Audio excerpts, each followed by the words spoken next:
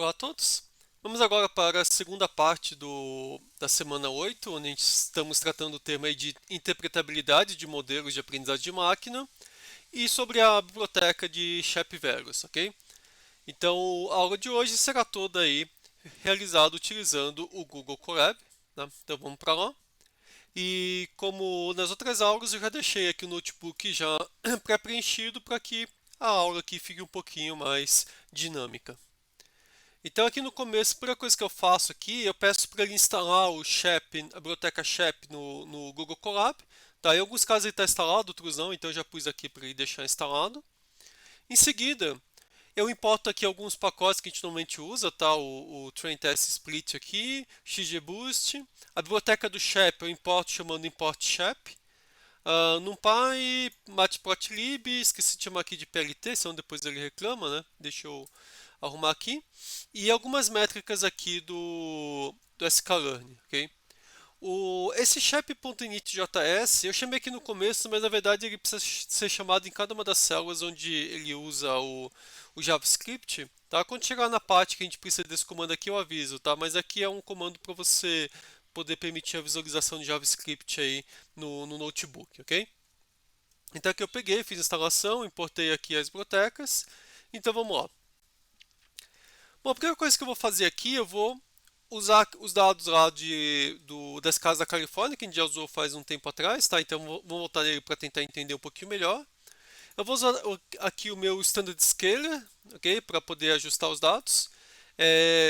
Eu vou fazer essa normalização dos dados porque a gente vai começar inicialmente usando alguns modelos lineares, tá? Então em modelos lineares essa estandardização aqui, né? Ela é super importante, a normalização, ok? Então eu vou fazer ela. Vou importar aqui a biblioteca Pandas. Então o que eu faço? Primeira coisa aqui, eu vou puxar aqui meus dados do California House, vou puxar como um data frame. Vou pegar os dados X, os dados Y, vou passar ele pelo Standard Scaler, tá?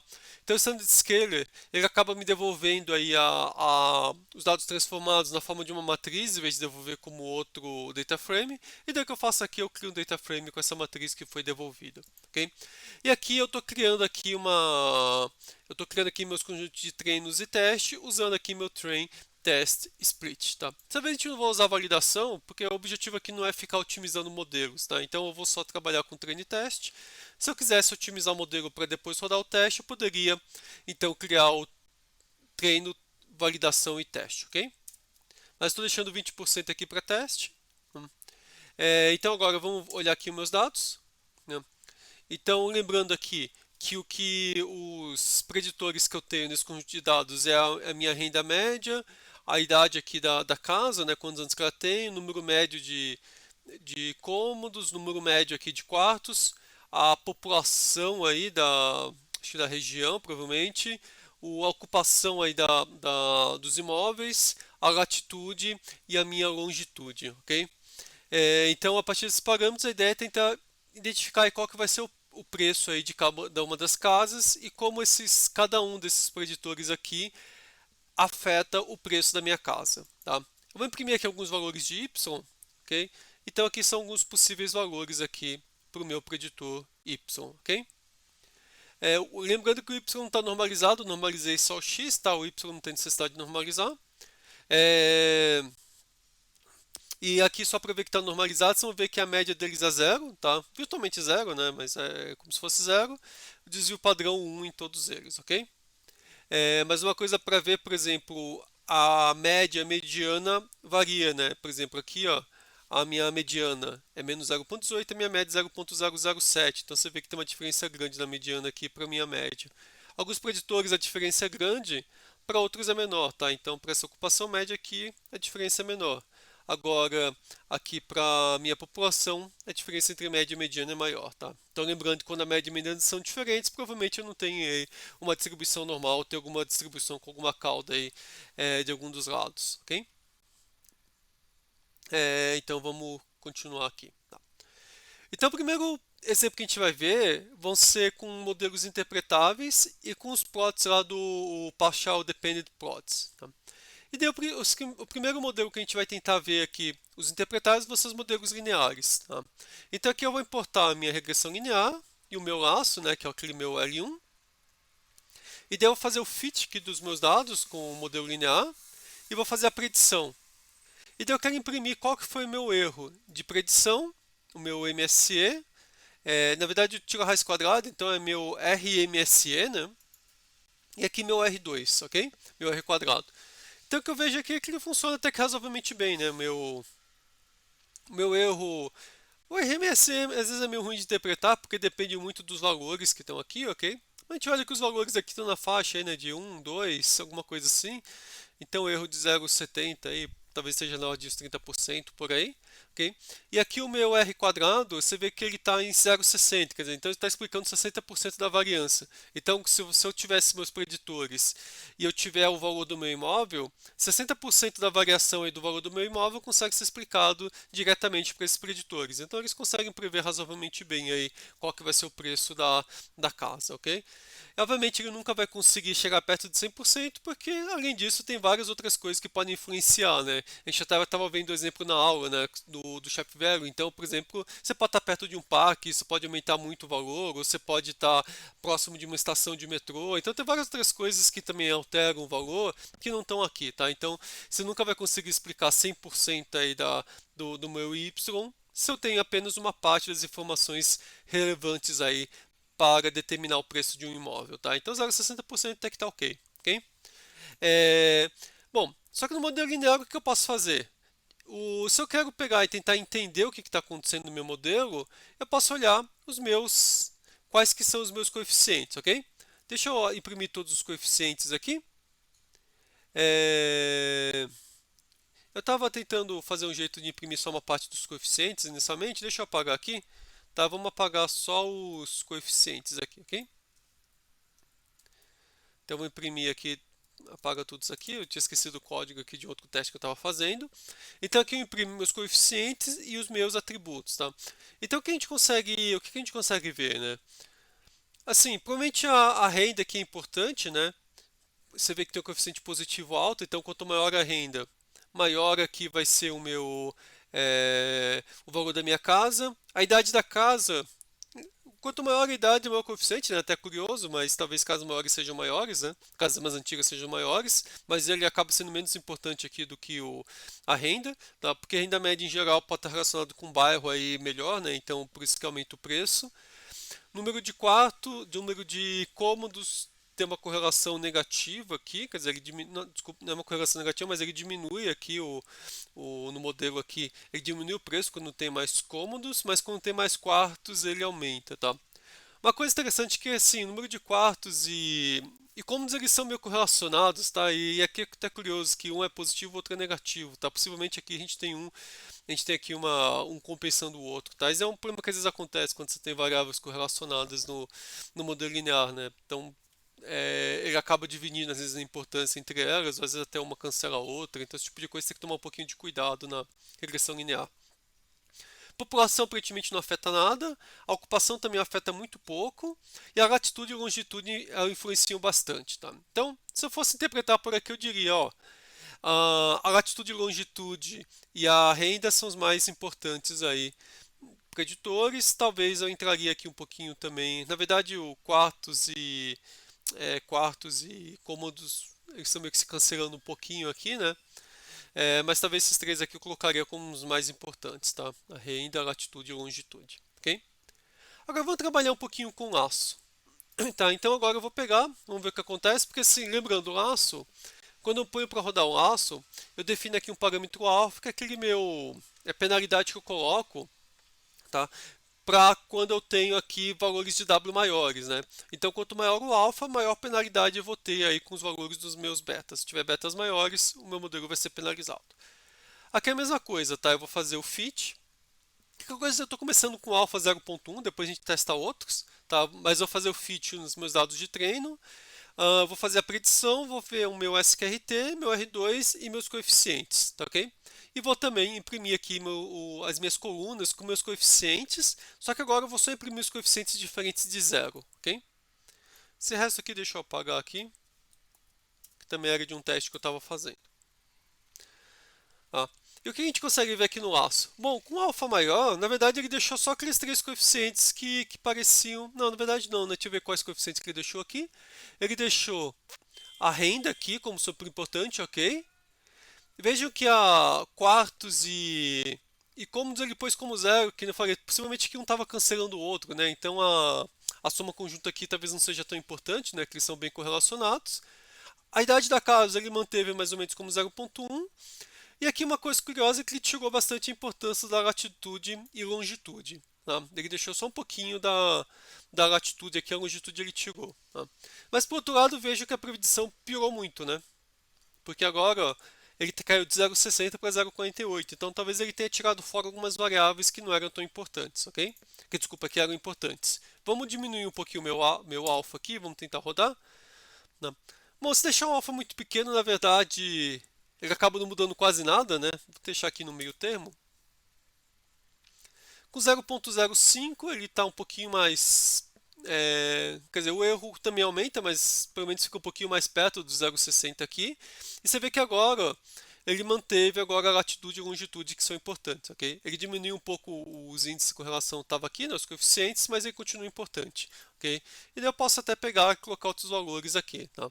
0,02, por exemplo, no meu alfa. Tá? Agora ele está 0,58, está bem perto daqui. E agora ele tirou aqui o número médio aqui de quartos. É, desculpa, o número médio aqui de cômodos, mas ele deixou um pouquinho o quarto, mas com uma importância bem pequenininha, né? E também deixou aqui a ocupação com uma importância pequena, tá? Então no final ele acaba mantendo aqui esses quatro aqui. Tá? Então vejo que esse house age aqui, apesar de na regressão linear ele parecer que não era tão importante, né? Você vê que ele é sempre mantido no laço. Então é porque provavelmente realmente essa variável acaba ajudando. Tá? Então só uma coisa importante, só relembrando tá fazendo regressão linear, não olhe direto para os. Você tem que olhar os coeficientes, mas tem que tomar muito cuidado quando você tiver aí correlação entre eles, tá ok? Senão você acaba tendo problemas como esses. Tá? Mas veja que assim, uma coisa interessante aqui, então, olhar para os coeficientes é que eu já consigo ter uma ideia aí do que está sendo importante. E modelos simples com poucos coeficientes aqui até que funciona razoável. Tá? Se fosse um modelo grande, tá, com 50 preditores diferentes, provavelmente daí a regressão linear e o laço acabam deixando de funcionar, tá? A regressão linear aí deixa de funcionar porque quando você tem 50 preditores, provavelmente você tem um monte de correlações entre eles que acaba se infiltrando aqui nos coeficientes, tá? Então a regressão linear ela só é realmente interpretável para poucos coeficientes, tá? Para poucos preditores. Acho que aqui a gente já está no limite aqui do número de preditores que ainda você consegue interpretar bem, tá ok? O laço aqui ainda consegue diminuir um pouquinho o número de preditores. Tá? Agora vamos ver o PDPD. Tá? Então, para gerar o Partial Dependent Plot, tá? Tem uma classe chamada Partial Dependence Display no Scikit-learn que ela permite que você gere aqueles gráficos de dependência parcial que eu mostrei para vocês na aula, ok? E ela está nesse pacote chamado Inspection, que tem alguns modelos, então, algumas classes e métodos para você fazer a inspeção de modelos, né? Tentar interpretar o modelo.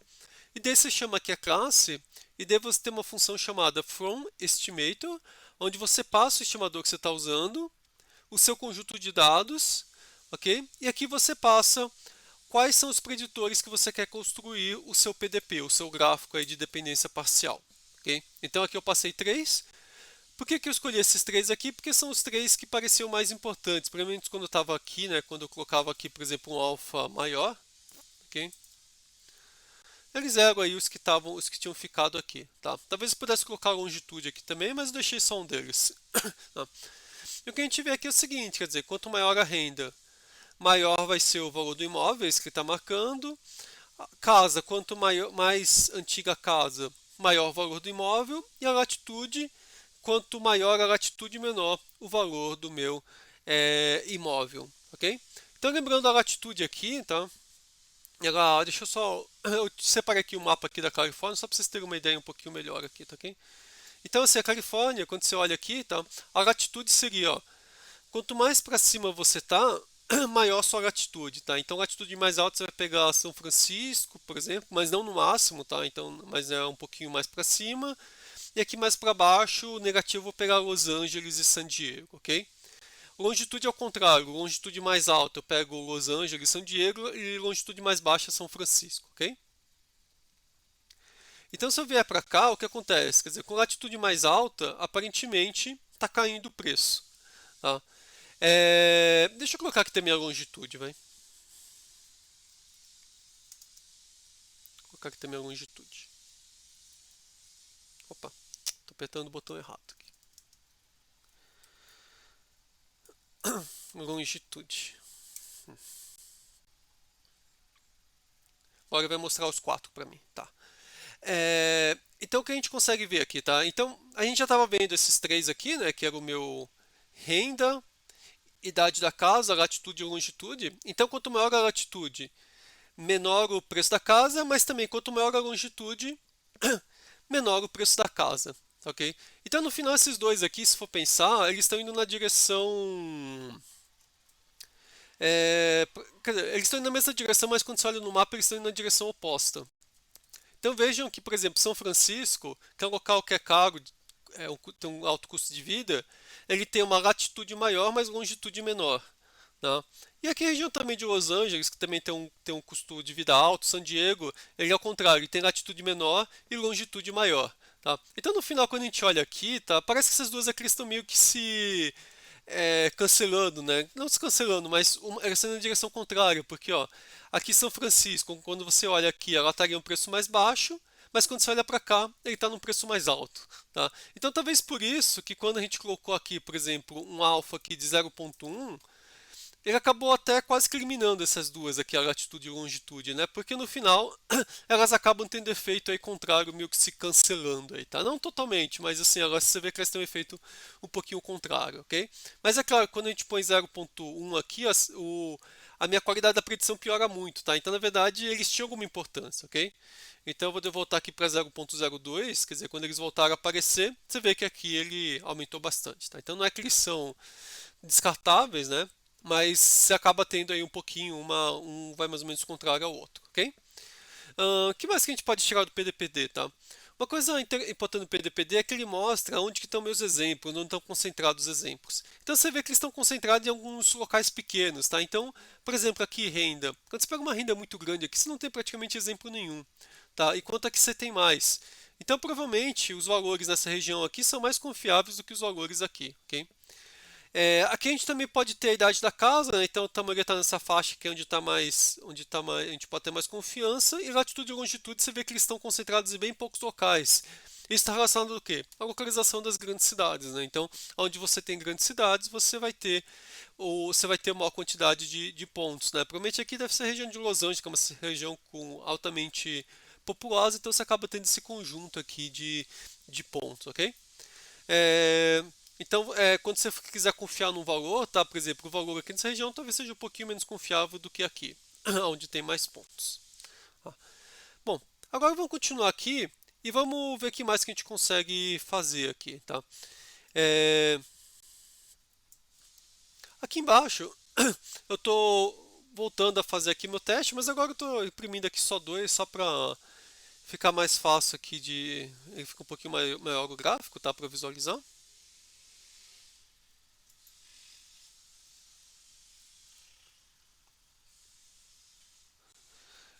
Não, desculpa. Eu tinha esquecido aqui. Na verdade, eu estou fazendo a interação entre duas variáveis, ok? No eixo a renda com a idade da casa para prever o valor dela. Então, o que a gente vê, ó? À medida que você aumenta a renda, o valor da casa aumenta, tá? Só marcando, esses tracinhos aqui são os locais onde as predições dos valores das casas elas mudam, tá? Então, eles estão mudando justamente nessas regiões aqui, ok? Então, assim, aqui o que eu vejo aqui, tá? A minha predição aqui no quando eu tenho uma renda mais baixa, você vê que o valor pedido da casa é mais baixo, mas que aumentou a renda, vai aumentando o valor da casa. A idade também. Tá? Mas você vê que tem uma relação entre as duas, né? Que em geral, assim, regiões onde tem uma renda maior, você tem casas mais antigas. Tá? Então, assim, é difícil separar as coisas, né? Pode ser que as casas antigas você tem um valor maior em grande parte porque a sua renda aqui também é maior, tá? Mas de que forma assim, você tem um pouco dessas duas aqui, e quanto maior aqui o valor então maior a renda e mais antiga a casa, maior vai ser o valor. Então as duas coisas elas estão se combinando na mesma direção, ok? Isso ocorre justamente aqui, tá? Você vê que a renda aqui a renda média e a idade da casa, os dois são positivos, quer dizer, os dois estão aumentando. Tá? Então, por isso que aqui, quando você aumenta um e aumenta o outro, você aumenta o valor combinado, ok? E finalmente aqui embaixo eu vou gerar aqueles gráficos lá que são os ICE, né? Que é onde ele pegava e ele gerava aí as predições para cada um das minhas dos meus exemplos, tá? Então aqui, por exemplo, na minha renda, a gente tem cada um dos meus exemplos aqui é uma linha aqui em azul e a média ela tá no azul escuro. O problema é que como tá tudo aqui em cima fica até difícil de ver, tá? Então a média provavelmente estaria aqui no meio. Aqui também é a mesma coisa, tá? Mas uma coisa legal para ver é mais isso, quer dizer que você pega e você vê que você tem algumas linhas, alguns poucos pontos aqui em cima, né? Mas a maioria está tudo concentrado numa mesma região aqui, tá? E outra coisa também que eu acho que vocês devem estar vendo é que as curvas aqui são todas lineares, né? E é porque eu estou usando um modelo linear, tá? Então você lembra que quando a gente usava um modelo não linear, essas curvas aqui elas podiam dar coisas bem diferentes do que retas. Tá, então a gente vê um pouquinho aí a limitação do modelo, quer dizer, se fosse não linear, talvez a gente pudesse ter umas curvas aqui um pouquinho diferentes, tá? Então o que a gente vai fazer agora é isso, quer dizer, vamos agora passar para um modelo um pouquinho mais sofisticado, que são os modelos aí usando o XGBoost. Então agora vamos ver aí o exemplo do uso do XGBoost, tá? Mas no caso do XGBoost eu vou focar mais no Sharp Values, que daí o Ebrotech funciona bem para o XGBoost, ok? Mas a princípio eu poderia também usar os PDPD aqui também, vocês podem até tentar fazer, tá? A única coisa que aqui eu estou usando para o meu XGBoost, eu estou usando a interface padrão deles, tá? Que é aquela que cria essas matrix aqui, tá? Se vocês quiserem usar provavelmente essas bibliotecas aqui do PDPD, vocês vão ter que usar aquela interface do XGBoost que é compatível aí com o meu scikit-learn, ok? Pode ficar coisa assim para vocês tentarem fazer, tá? Mas aqui então o que eu estou fazendo, tá? Primeira coisa, agora ao invés de só criar o conjunto de treino e teste, eu vou criar o de treino, teste e validação, tá? Então eu divido meus dados em teste e treino e os de treino eu divido em... Opa, agora que eu vi que eu escrevi errado aqui. E os de treino eu divido em teste, em treino e validação, ok?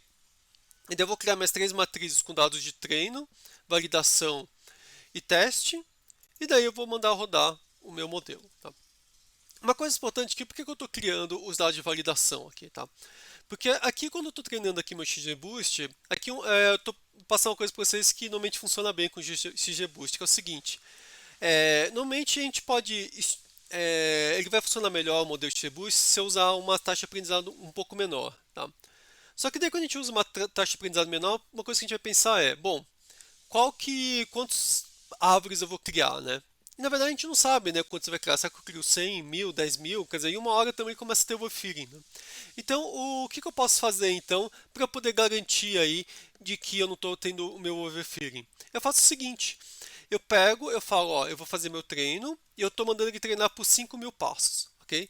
E daí eu passo aqui um conjunto aqui de dados que eu vou usar para avaliação, tá? Só que eu escrevi aqui errado, né? É o validação. É o vale, né? Deixa eu ver aqui. Isso. Eu vou chamar de validação, ok? E daí o que ele faz aqui? Ele vai pegar, ele vai treinando aqui, tá? E vai criando aqui vai criando mais árvores. E aqui a cada, por exemplo, 100 árvores que ele vai criando, ele vai mostrando o resultado, tá? E eu pus esse verboso eval, quer dizer, significa, ó, a cada 100 passos ele mostra qual é o resultado da minha avaliação, tá? E ele está avaliando como? Pegando o modelo que foi treinado com os dados de treino e rodando nos dados de validação. E daí esse early stopping aqui está dizendo o seguinte, ó, quando ele passar mais de 20 rodadas sem melhorar os resultados de validação, daí para. Por quê? Porque daí você está começando a ter overfitting, né? Porque daí provavelmente o seu modelo está melhorando nos dados de treino, mas nos dados de validação ele deixa de melhorar. E provavelmente em algum momento vai começar a piorar. Tá? Então ele põe, ó, se ficar 20 rounds sem melhorar o erro de validação, para. Tá? Então aqui você vai ver que ele vai continuando, ó, o erro que está caindo, mas você vê que ele está começando a cair cada vez mais, né? Desculpa, cada vez mais devagar. Tá? Em algum momento ele vai parar de cair, que foi mais ou menos aqui, 2.760, ficou 20 rounds sem parar, ele parou aqui. Tá, ok? Então meu erro de validação aqui, ele está em 0.45, meu RMSE. Tá? Agora vamos ver aqui a minha predição desse modelo, só para a gente ver como fica. Tá? Então veja que agora ó, o meu RMSE ficou 0,46 e meu R quadrado 0,84, tá? O que é muito bom, né? Porque olha, aqui em cima, na regressão linear, tinha ficado 0,60 o meu R quadrado, ok? E agora ele foi para 0,84, tá? Que foi um ganho muito grande. Então, possivelmente, o que isso quer dizer, tá? Provavelmente as relações aí entre os meus preditores e a minha resposta não é tão linear assim. Porque se fosse linear, o modelo linear ia funcionar super bem. Ou possivelmente eu tenho algumas interações aí também que o modelo linear não captura. Tá? Então, quando eu considero tudo isso, eu acabo conseguindo ter uma predição melhor aí com o meu modelo do XGBoost, ok? Mas em geral, tá, quando você quer aplicar modelo de aprendizado de máquina em qualquer conjunto de dados, a lógica é sempre essa. Começa com um modelo mais simples, regressão linear, depois você tenta com outros aí mais sofisticados. Tá? Bom, agora para poder criar minha explicação, tá, vou fazer o seguinte: o SHAP ele tem um conjunto aqui de tem uma API aqui com um conjunto de explainers, tá? Que são então alguns objetos aí, algumas classes aí que permitem gerar explicações aí para vários modelos, tá? E daí tem vários, por exemplo, tem aquele kernel explainer que eu mostrei para vocês, né? O kernel shap que eu falei na aula. Tem aqui o Deep Explainer, que é para redes neurais. Tem o Tree Explainer, que é o para árvores, né, que eu vou falar agora. E tem vários outros aqui que eu não vou entrar muito, mas você tem vários tipos aqui de explainers, ok? Que você pode utilizar para diferentes tipos de modelos. Tá? Para árvores, em geral, a gente vai querer usar o Tree Shap. Tá? O Tree Shap a gente vai passar o seguinte parâmetro: a gente vai passar o modelo que a gente vai usar. E daí, assim, tem duas maneiras de eu treinar o modelo, tá? Eu posso passar só o modelo, que daí a gente vai usar aquela explicação do Tree Shap lá, aquela padrão lá que você usa o condicional, né? Então você não precisa dos seus dados, você precisa só do seu modelo, mas daí ele pode gerar resultados aí onde tem algumas variáveis, alguns preditores que não são importantes, mas que acabam aparecendo como importantes, tá? Então ele acaba tendo esse problema aí, tá? Mas ele é mais rápido, bem mais rápido. Ou eu posso também passar o conjunto de dados, ok? E daí se eu passar meu conjunto de dados também, onde ele vai fazer a minha permutação, se eu fizer isso, daí eu consigo uma predição um pouquinho melhor, tá? Desculpa, eu vou conseguir prever a importância, gerar a minha importância de um modo um pouquinho mais confiável. Por quê? Porque agora eu vou estar usando aqui as minhas probabilidades marginais, né, quando eu faço aquela integral lá, e daí eu garanto todas as propriedades que a gente falou do Sharp Values, que elas dependem de a gente estar fazendo essa minha probabilidade marginal, tá? A gente vai mexer um pouquinho com os dois, só para vocês terem uma ideia aí da diferença de resultados. Você vai ver que nem muda tanto assim, tá? Então, se os dados forem muito grandes, talvez a única opção que você tenha seja usar o modelo da árvore diretamente, sem usar os dados, tá? Se não forem tantos, você pode usar os dados também, ok? Mas vamos voltar aqui. Então, o que eu vou fazer aqui? Eu vou criar meu Tree Explainer. Né? Ele gasta um tempo aqui porque ele precisa pegar e analisar todas essas árvores aqui. Então, você vê que tem 2.700 árvores, tá? Então, ele demora um pouquinho aqui, 6 segundos. Agora, eu vou gerar o meu SHAP. Tá? Uma coisa que tem que tomar cuidado, eu tenho muitos dados aqui, tá? Se eu mandar rodar ele para todos os meus dados, tá? Porque eu tenho aqui, ó, 16 mil exemplos, 16.500, ele acaba demorando muito, tá? Eu vou fazer o seguinte, eu vou tentar rodar uma explicação só para o meu conjunto de teste, tá? Eu posso rodar para o meu conjunto de teste inteiro, tá? Vou colocar para rodar o conjunto de teste inteiro. O conjunto de teste inteiro ele vai ter mais ou menos uns 3 mil exemplos, né? Ele está mais ou menos com 20%, tá? E você vai ver que ó, ele está aqui nessa parte de calcular o Sharp Values. Você vê que demora, não é tão rápido assim. Né? Então a gente vai ter que esperar alguns segundos aqui e deixa explicando o restante. Tá? Então isso aqui ele vai gerar o Sharp Values para cada um dos meus exemplos. E daí o seguinte que eu vou fazer, eu vou gerar meus gráficos. Tá? Então primeiro eu vou gerar aquele meu summary plot, tá? Que é aquele meu desenho onde eu tenho as minhas variáveis ordenadas por importância, e daí eu tenho lá, indo para a direita, se a variável ela afeta positivamente, e para a esquerda se ela afeta negativamente aí, a minha predição. Positivamente significa que ela aumenta, né, o valor da regressão, e negativamente que ela diminui o valor da regressão. Okay? Depois fazer a mesma coisa com barras, e depois vou gerar aqueles force plots que são das minhas predições individuais. Tá? Eu vou dar aqui uma pausa aqui, porque senão ele está demorando muito aí. Agora voltando, tá? Ele demorou aqui 2 minutos, tá, ok? Com 3 mil exemplos, tá? Se eu mandasse rodar aí com todos os exemplos, inclusive do teste, ele ia passar facilmente aqui de 10 minutos, ok?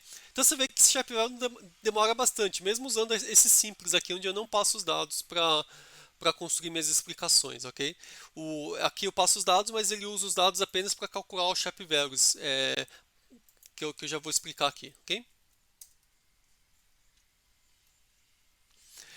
Então o que eu vejo aqui, ok? Então eu tenho aqui todos os meus preditores e aqui ele marca por importância, tá?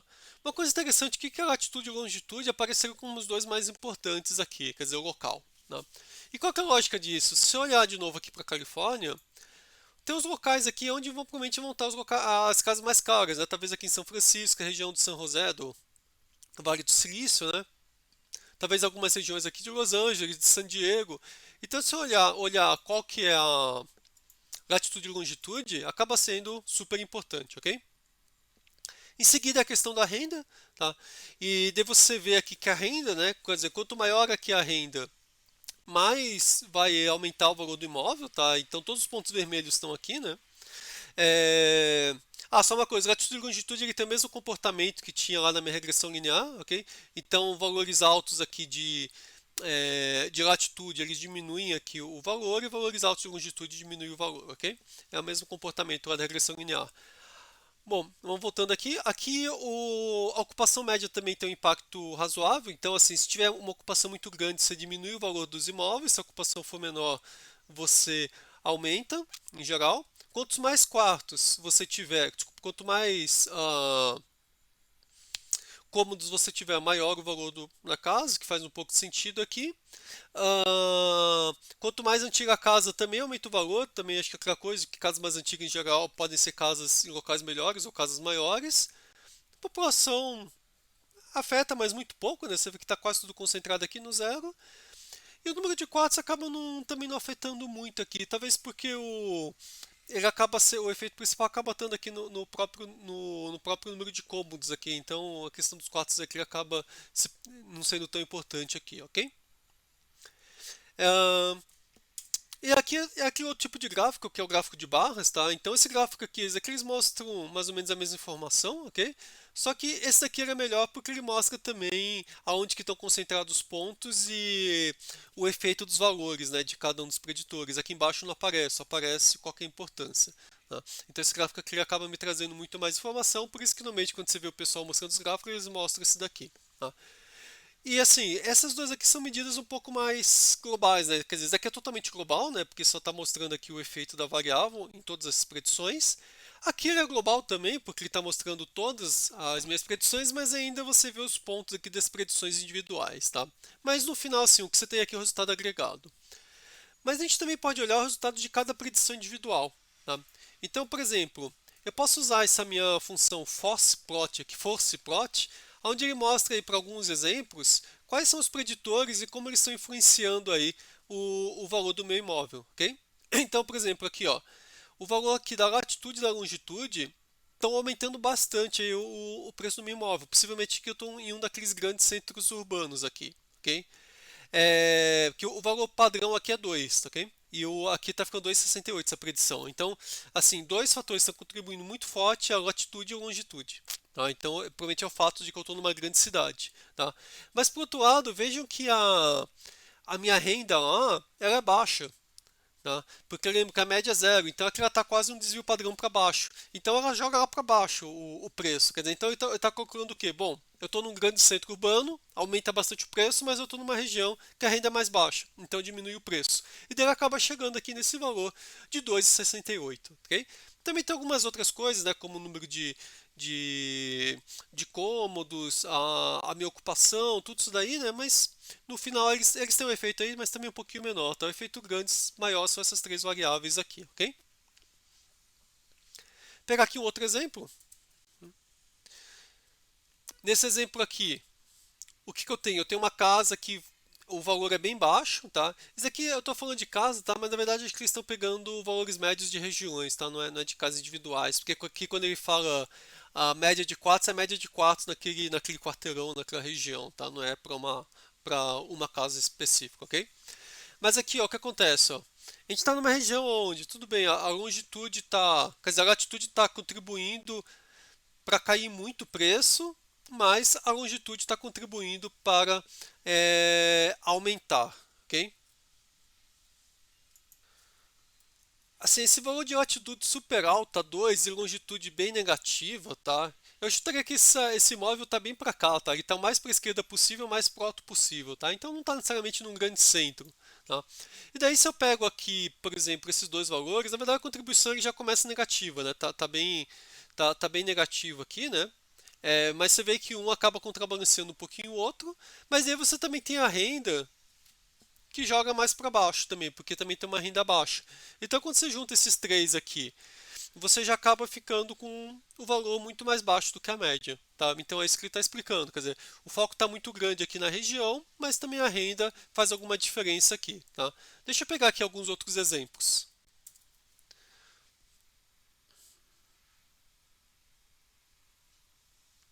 Esse aqui é um que é mais caro, um pouco mais caro também, provavelmente está num grande centro, tá? E esse aqui é caro porque, além de talvez esteja no grande centro, é uma região aí que tem uma renda aí um pouquinho maior, tá? O... Então você junta tudo isso daqui e ele acaba ficando aí com uma predição ainda maior, ok?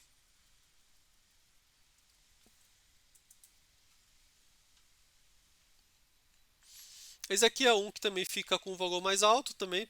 Agora, por isso aqui, a questão da ocupação da casa realmente é que está tendo o efeito maior, ok? De aumentar o preço. Tá? Então, só pegando aqui, ó, a ocupação aqui da casa, vamos dar uma olhadinha, ó. Quando a ocupação aqui ela é muito pequena, a ocupação média, o preço aumenta bastante. Tá? Então, aqui o fato de ter uma ocupação aqui mais baixa, né, está fazendo o preço aumentar bastante aqui, ok? E daí você tem a questão do local, até que eles estão se contrabalanceando, né? Tem uma região que talvez não seja o efeito aqui do local está quase zero, e o que realmente está definindo aqui é a ocupação da casa e também a idade da casa. Então, imagino que aqui seja algum local, algum bairro, alguma região é que tem casas maiores, né, que têm uma ocupação menor, média aí, e daí com isso daí e daí com isso daí você acaba tendo esses preços maiores, tá ok? Obviamente, teria que pegar, olhar no mapa, tudo a gente poderia até entender um pouquinho mais do preço da casa. Mas veja que legal, né? Quer dizer, para cada exemplo de cada região, né? Olhando aqui eu consigo saber exatamente como que o meu modelo chegou nesse preço, tá? E só notem que esse modelo aqui é um modelo muito bom, tá? Veja um R quadrado de 0,84, quer dizer, está explicando 84% da variação dos preços, quer dizer, então ele está prevendo muito bem aí qual que vai ser meu preço, ok? O que mais que eu posso fazer aqui? Esse fosse plot aqui é legal também, porque assim, eu fosse plot aqui eu passei só um valor, tá? Mas eu posso passar um conjunto de valores, daí eu caio num gráfico desse tipo, onde eu posso ordenar aqui os meus casos por similaridade, tá? Então eu vou pegar aqui alguns casos onde são caros os imóveis, por exemplo, aqui, ó. Então aqui, ó, todos esses daqui são exemplos que são parecidos um do outro. O que eles têm de comum? Eles têm uma renda aqui muito alta, em geral, tá? E eles também têm uma contribuição aqui também da minha latitude, né, da minha região, tá? Então, quando a gente junta todos aqui, eles acabam tendo aí um preço mais alto, ok? Para cá são outros que têm preços mais altos, pois aqui, o ruim é que aqui esse negócio, esse script é ruim de ver, né? Mas ele acaba usando aqui alguns outros valores, tá? Só que aqui está meio difícil de ver. Aqui, por exemplo, você vê que agora, nesse cluster aqui, são casas que são caras, mas aqui a renda não é tão alta, tá? É simplesmente o que deixa caro é simplesmente a região aí e talvez a ocupação aí das casas. Tá? Mas é diferente daqui, onde aqui o critério mais importante é a renda. Tá? Então, quer dizer, uma coisa que a gente consegue ver isso, né? Então, aqui a renda está puxando o preço, e aqui o que está puxando o preço aqui já é, por exemplo, aqui um pouco da minha localização, do meu ocupação, tá? Então, assim, o isso aqui acaba ajudando eu visualizar um pouquinho mais meus gráficos, tá? E aqui são algumas que são mais baratas, que daí dizendo por que elas são mais baratas aqui, tá? Então, toda essa informação ajuda muito a gente a entender esses dados aqui, tá ok? Agora eu quero só ver com vocês a questão do efeito aqui de eu passar os dados para o meu Tree Explainer para ele gerar uma explicação um pouquinho melhor, tá? Que seria aquela explicação A, que é onde eu estou levando em consideração a probabilidade marginal, ok? Só que agora eu vou comparar o tempo aqui, eu vou fazer o seguinte. Deixa eu diminuir aqui o meu número de exemplos. Eu vou colocar aqui 1000, porque aquele lá dos dados ele demora. Tá? Então eu não quero colocar tantos exemplos, senão ele vai demorar muito. Ok? Então eu vou colocar de 0 até 1000 aqui. Vamos ver quanto tempo ele demora.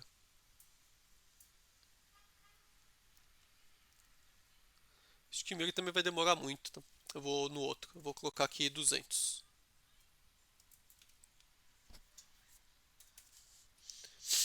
Então, stop aqui.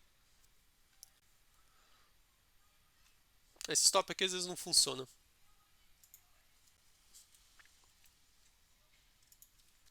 Bom, parou. Agora vamos fazer com 200, tá? 200 vai ficar um pouquinho mais rápido, ok? Vou pegando só 200 exemplos de teste, tá? Ele demorou 5 segundos, ok? Para gerar meu shape values. Porque o que demora é isso daqui, tá? Depois gerar o plot é rápido, é instantâneo. Tá? O que demora é aqui, ok? Agora vamos ver aqui embaixo. Agora, só que ver que agora tem muito menos exemplos, né? Porque agora eu usei só 200 exemplos ao invés de usar os 3.000 e pouco, ok? Agora vamos ver aqui embaixo. Eu vou criar um outro tree explainer aqui.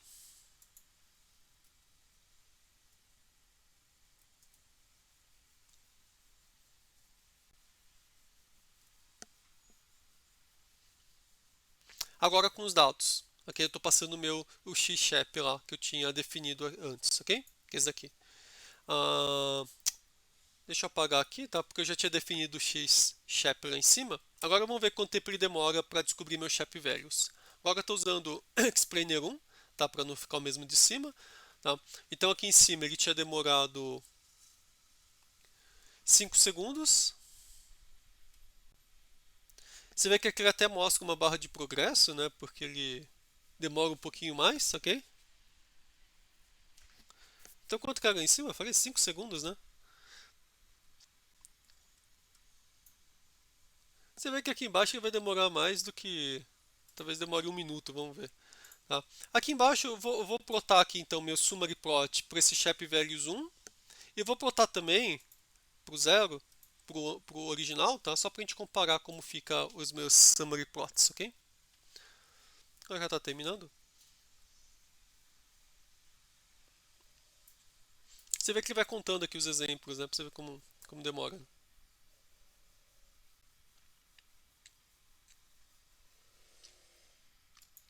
56 segundos, tá? Pra você ver como demorou 10 vezes mais, né? Ok? Então eu vou rodar aqui.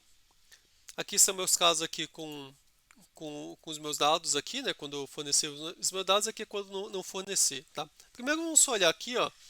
Aqui ela está indo até menos 1,5, aqui menos 2. Aqui, a única escala é um pouquinho diferente, mas assim, vamos ver, vamos tentar interpretar aqui, ó.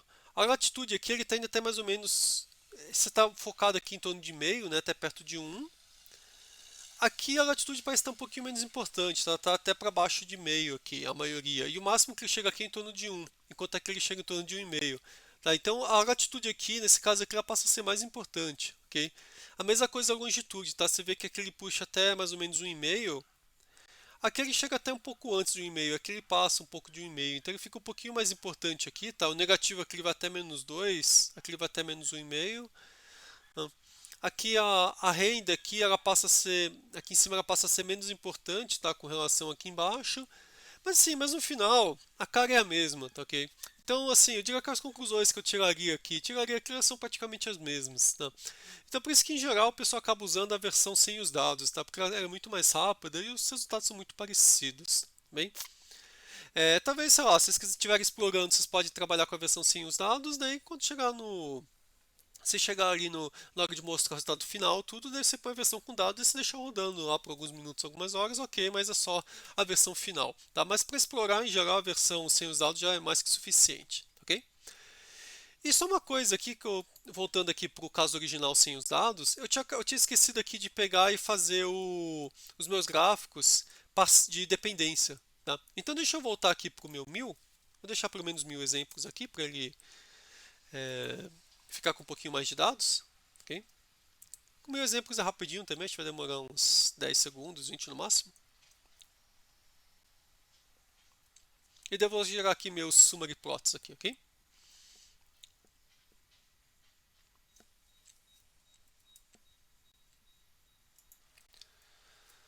Então deu aqui 30 segundos, então eu gerei aqui meus summary plots, né? E agora eu quero gerar aqueles meus gráficos de dependência que mostra aí como cada uma das minhas variáveis elas interferem no shape, tá? No resultado final. Então aqui eu tenho cada uma das minhas variáveis aí que eu tenho no meu modelo, tá? Então aqui é a minha renda, o que a gente consegue ver, né? À medida que aumenta a renda, aumenta o valor da casa, mas quando chega num ponto aqui acima de 3, assim, ele já não muda muito, pouco acima de 2,5 aqui, tá? Daí ele fica mais ou menos constante, tá? Mas aqui você vê que ele aumenta quase linearmente, ok? E aqui ele mostra aqui uma relação com a ocupação, tá? Então, para locais de renda mais baixa e ocupação maior, o preço aparentemente é maior, tá? Mas nos casos de locais com renda mais alta, aparentemente uma ocupação maior diminui o preço, uma ocupação menor aumenta. Tá? Você vê que tem uma interação aqui entre as variáveis, né? Dependendo da renda, a taxa de ocupação ela influencia de um jeito diferente aí o meu valor do meu CHEP. Isso aqui tem a idade da minha casa, né? Então a idade da casa meio sim, você tem efeito, mas não é efeito tão grande aqui, a maioria fica perto de zero, né? Desses alguns casos aqui que ficam um pouquinho fora, tá? Esses casos que ficam fora é porque essa variável aqui ela acaba interagindo também com outras, né? Então, por isso que tem alguns exemplos aqui que ele fica aqui um pouquinho mais baixo, né? Porque, né, lembrando, estamos de árvore de decisão tudo depende do que vem antes na nossa árvore de decisão, né? Então, no final, a casa que ela pode estar dando um resultado mais negativo ou mais positivo, dependendo do valor das outras variáveis, ok? Mas uma coisa importante é, aqui eles têm um limite, provavelmente da idade da casa, tá? Deve ser casa acima, sei lá, de 20 anos, não sei qual que é o limite que eles põem. Daí eles param de contar. Então fica esse monte de ponto junto aqui. Daí você vê essas casas muito antigas, elas têm um valor alto, tá? Por isso que quando vai fazer a predição, essas casas, a idade da casa ela correlaciona positivamente com o preço. Em grande parte são esses valores que estão aqui, ok? Aqui tem aqui o número de quartos, né, com relação aqui ao meu chefe. Então, à medida que eu tenho mais quartos não, mais cômodos, né, ele vai aumentando aqui. E daí a minha renda aqui também, né. E você vê que quando você tem mais ah, cômodos aqui na casa, em geral, locais que tem renda maior, tá? Você tem uma correlação grande aqui, né. E onde tem menos cômodos, em geral, você tem uma renda mais baixa aqui, ok? O curioso é que tem alguns locais com poucos cômodos aqui e renda um pouquinho mais alta aqui, né? Também. Tá, mas você vê que claramente aqui está a concentração dos azuis, aqui está dos pontos vermelhos. Tá? Aqui a questão do meu número de quartos também, então, tem alguns poucos casos com um número de quartos muito grandes aqui, mas a maioria aqui tem poucos quartos. Tá? Só uma coisa curiosa aqui também que você fala, que esquisito, né? Quanto mais quartos parece que ele está diminuindo aqui, né? Mas provavelmente assim, a maior parte do efeito já deve estar aqui. Tá? Então provavelmente esses casos aqui que estão aqui embaixo são esses mesmos pontos que estão aqui. E daí aqui ele está perdendo 0,15 e aqui ele está ganhando 0,4. Então no final o valor final é positivo quando você considera esses dois preditores aqui. Okay? Esse aqui é um efeito muito parecido com o que tinha na regressão linear. Né? Aqui é a questão da população, tá? A população aparentemente não interfere tanto. Talvez com exceção aqui desses extremos aqui, mas de resto ele não influencia muito. Ocupação, isso aqui é o mais legal, latitude e longitude, tá? Então você vê aqui, ó, a latitude e a longitude eles são super correlacionados, né? Então, ó, quando você tem aqui uma latitude pequena, você tem uma longitude alta e vice-versa, né? Uma latitude grande e longitude baixa. E aqui é exatamente o contrário, tá? Longitude baixa, latitude alta e longitude alta, latitude baixa, tá? E por que isso acontece? Porque a Califórnia está numa diagonal. Então, à medida que você aumenta um, você diminui o outro. Tá? E agora veja aqui uma coisa interessante. Você tem aqui o valor, ó. Por exemplo, latitude aqui baixa, ele tem um valor maior. Tá? E latitude aqui mais alta tem um valor menor. Tá? Mas uma coisa interessante é que assim, você tem aqui essas concentrações. Provavelmente aqui que é? Deve ser San Diego, o último local, aqui Los Angeles, aqui São Francisco. Tá, ok? Então aqui San Diego, Los Angeles e São Francisco, onde você tem essas concentrações aqui. E o que ele está puxando mais para cima aqui, aparentemente é San Diego, depois Los Angeles e São Francisco aqui embaixo, né? O que até parece esquisito, São Francisco é conhecida pelo alto preço de seus imóveis. Tá? Mas por outro lado, quando a gente olha aqui a gente troca. Tá?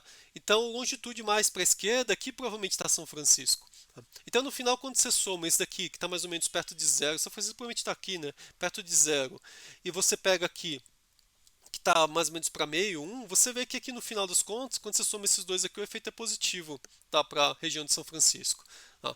E aqui você pega, por exemplo, San Diego, que está aqui, né, que o efeito aqui mais ou menos quase 1, né, 0,75.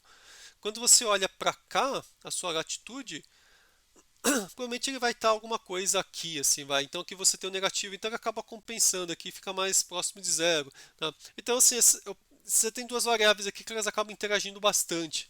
Então, quando você vai interpretar, sempre tem que tomar cuidado. Se você olhar só para a latitude, você vai interpretar tudo errado os dados. Você vai falar, São Francisco aqui, o fato de morar em São Francisco está diminuindo o custo. Não, não está, porque quando você está em São Francisco, ele afeta tanto a latitude quanto a longitude. Então, você tem que levar em conta esses dois dados para ver o efeito, tá? A mesma coisa que a gente vai olhar para Los Angeles e San Diego. A gente tem que olhar para cá, mas a gente também tem que olhar para cá. Ok? Então, sempre tomem bastante cuidado quando forem interpretar esses dados aí, tá? Então, bom, é isso que eu ia falar, tá? Acho que essa aula até já estendeu bastante, mas porque não é só explicar, né, quais são os comandos, mas o importante é explicar como a gente interpreta esses resultados aí. E dá para vocês verem que assim, essa ferramenta é extremamente valiosa, né, para você tentar entender aí como o modelo está tomando decisões, tá? A única coisa que eu quero chamar a atenção, que é super importante, tá? Que assim, o modelo ele toma decisões aqui baseado em correlações, tá? Então você tem uma correlação entre latitude, longitude e preço, ou renda em preço, tá? Isso ele não tem necessariamente uma relação causal, tá, ok? Por quê? Porque pode ser que o efeito, assim, uma correlação ela pode ocorrer por vários motivos. Pode ser que tem uma outra variável aí que a gente nem está no modelo que acaba influenciando tanto a resposta quanto o preditor. Daí você tem uma predição, uma correlação super alta, mas você não tem causalidade. Tá? Então só tome cuidado, assim, sempre estiverem pegando, fazendo uma análise desse tipo aqui, sempre olhe, ó, aqui eu tenho essa correlação entre essas variáveis aqui, tá? Mas não dá para dizer, ó, essa a latitude aqui está causando preço, a longitude está causando preço. Não é a latitude e a longitude que estão causando preço, tá, ok? É o fato de que naquelas regiões lá você tem bairros lá que são mais ricos.